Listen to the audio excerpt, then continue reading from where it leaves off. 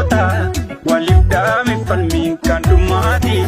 hidhannee falmachuutu furmaata kan numiite roorroon sun namooti duddu guugee kan nyaatu hayyoota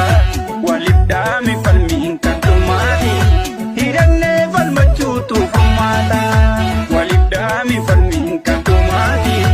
hiree murteeffachuutu furmaata.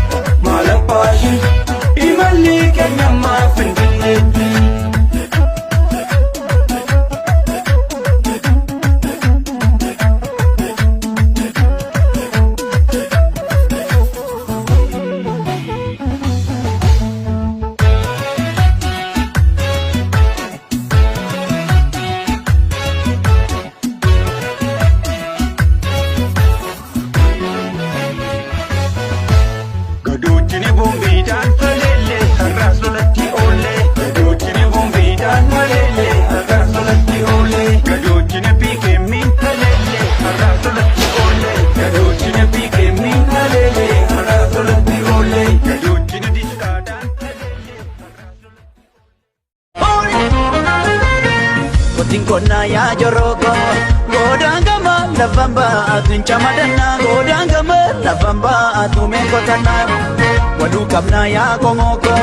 waljalana wal mararfana gabadigi di balabdana waljalana wal mararfana gabadigi walabdana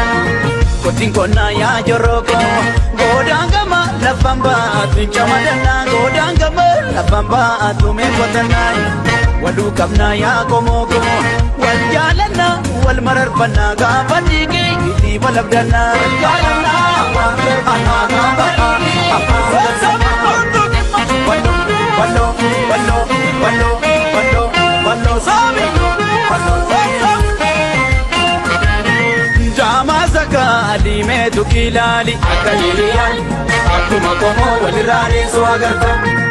Ade hari arkaan kodhatu jarri biyya goota biyya dhiiraa shawaatti lalaari shimalli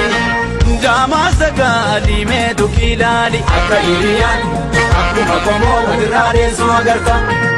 Ade hari arkaan kodhatu jarri biyya goota biyya dhiiraa shawaatti lalaari shimalli.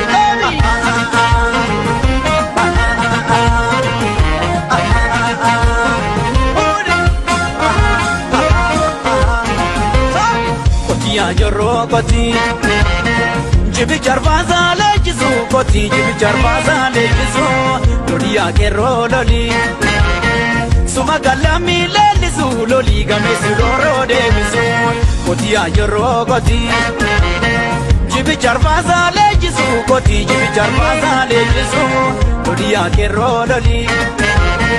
suma galami lelisu loli gamesu loro debisu godoo qabu baala jeeqaa lubbuu gootaa waaqa deeqaa kaaloo gamaa dheedhii jabbii lubbuu qeerroo eegii rabbii suma kan lammii leellisu lolii gameessi rooroo deebisu.